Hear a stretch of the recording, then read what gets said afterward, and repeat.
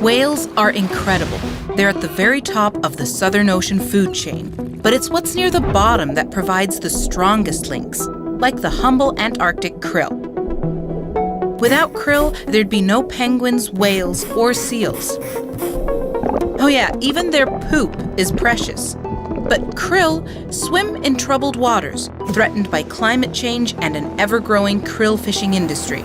So the question is, do we have the will to save the tiny krill? And what if the answer is no? Here's a story about a krill called Alan who helped save his kind. Hey friends, just a quick interruption. Are you already subscribed? If not, please click the red button. It helps us grow and produce content like this. And now, back to the video. Look into the eyes of the Antarctic krill. Here lies the answer to the future of one of our most fragile and important ecosystems, the Southern Ocean. The Southern Ocean is larger than the combined areas of China and the US. It's the planet's primary absorber of heat and a significant carbon sink. But without Antarctic krill, this whole system would simply collapse. The Norwegian word krill means small fry or fish. Krill aren't actually fish. They're crustacea like prawns and shrimp. And they're not as small as you might think. Adults can grow up to 6 centimeters long. And they also glow. There are around 400 million tons of Antarctic krill, which is equivalent to the weight of all the human beings on the planet. It's estimated that half the Antarctic krill population disappears each year into the mouths of wild predators. Krill also provide a secret service to the planet with their poop. Hundreds of trillions of krill produce a lot of poop. These tiny threads fertilize the ocean and influence the global climate in a continuous cycle. Krill poop provides precious iron to microscopic phytoplankton, which is krill's major food source. Phytoplankton removes CO2 from the atmosphere during photosynthesis. When the krill eat phytoplankton, they also consume this carbon and then poop it out. And these threads of poop sink rapidly. From krill bottom to ocean bottom, around 12 billion tons of carbon are transported each year to a depth where they'll be safely locked away for centuries. Still, not much is known about krill. Serious research only began in the 1970s when fishing nations eventually turned their attention to the giant swarms. By then, the big krill-eating whales had been hunted almost to extinction. Without whales, there was, theoretically, a surplus of Antarctic krill. Before industrial whaling began, around 430 million tons of Antarctic krill had been eaten each year by baleen whales. This wasted whale food was then touted as a major source of protein for humans. It was a dream that turned out to be commercially unviable because of the high costs of processing and preserving. But the Soviet Union was desperate to reduce its reliance on grain imports from the West and dispatched large fishing vessels to Antarctica. Japan also harvested Antarctic krill, but to a much lesser extent. 528,000 tons were landed in 1982, the highest catch ever recorded. While krill were being harvested in their trillions, scientists were discovering the crucial role that they play in the Antarctic food chain. Alarm bells rang. Could krill fishing be threatening the entire ecosystem?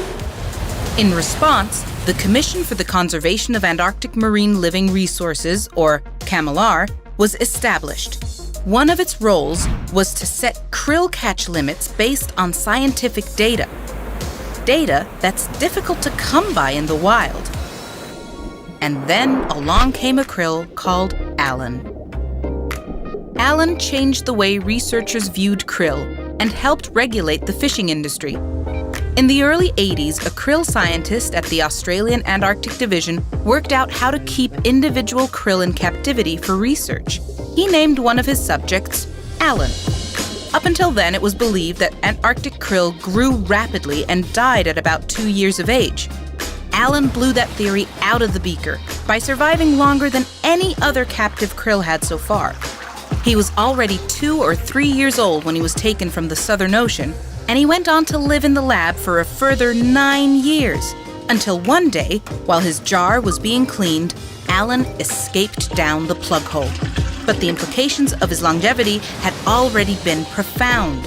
It was clear that the vast krill population in the Southern Ocean was the product of many years, not just a few. Here was proof that krill fishing might be unsustainable. Alan's sacrifice provided the scientific data that led to a far more precautionary approach to krill harvesting. He may have saved the lives of millions of his kind. Knowing just how many there are is now more important than ever, because the krill fishing industry is rapidly expanding again. There are new players, bigger ships, and advanced technologies on the horizon. Krill are cooked, dried, and pulverized to feed farmed fish, aquarium fish, pets, and livestock, and are even used as fish bait. Krill meal also enhances the color in some aquaculture species.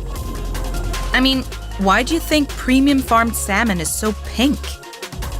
But the real growth of the industry is being driven by our demand for one expensive health food supplement: krill oil, which has become an incredibly popular antioxidant, rich in omega-3 fatty acids important for heart, brain, eye, joint, and skin health.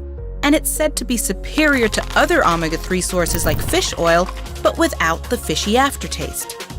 The global krill oil industry is expected to be worth $2.25 billion by 2030. So Camelar set a krill catch limit for the 4 main fishing regions around Antarctica at 620,000 tons. That's approximately 1% of the local krill biomass, and this kind of fishing was considered sustainable. Until now.